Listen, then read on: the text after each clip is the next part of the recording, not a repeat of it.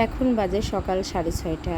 ঘুম থেকে উঠে একটু কাজ ছিল, সেটুকু শেষ করে স্নান টান করে চলে আসলাম ঠাকুর ঘরে এসে একে একে ঠাকুরদের স্নান করিয়ে পোশাক পরিয়ে নিলাম। আজকে সোমবার, বাবা ভোলানাথের পূজা, এই জন্য আরেকটু সময় হাতে করে ঠাকুর ঘরে আসতে হয়। বাবা ভোলানাথকে স্নান করিয়ে মালা পরিয়ে পূজা করে নিলাম।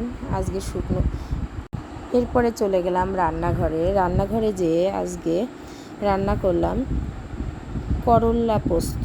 তোমরা আলু পোস্ত খেয়েছো, করল্লা পোস্ত খেয়েছো কি? করল্লা পোস্তটা আসলে অনেক সুস্বাদু। এর জন্য আমি চুলায় কড়াই বসিয়ে নিলাম। কড়াইতে তেল দিয়ে নিব। কড়াইতে তেল দিয়ে ফোড়ন দেব। ফোড়নে কালি জিরা দেব। ওদিকে আমি করল্লাটা একটু ভেজে রেখেছি।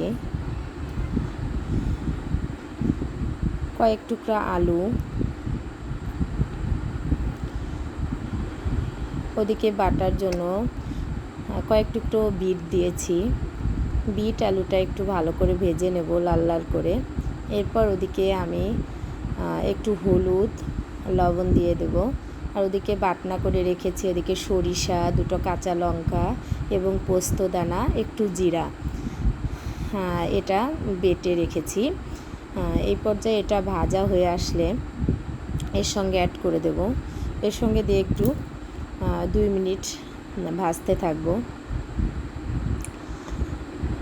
2 মিনিট মতো ভাজা হয়ে গেলে একটু জল দিব।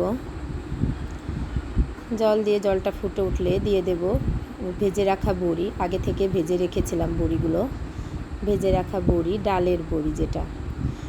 এরপরে ভেজে রাখা করল্লাগুলো,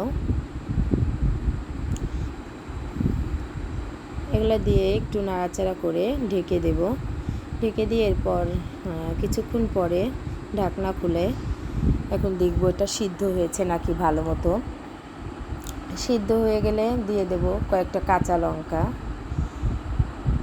লঙ্কা দিয়ে একটু ধনেপাতা দেব উপর দিয়ে। একটু ভেজে রাখা, একটু চিনি দেব যাতে করল্লাটা তো একটু তিতা লাগে, চিনি দিলে তিতা ভাবটা বেশি লাগে না। এটা সবাই খেতে পারবে, ছোট বড় অনেক ভালো লাগে। এরপর ভেজে রাখা জিরার গুঁড়া, রেডি আমার রান্না করল্লা পোস্ত।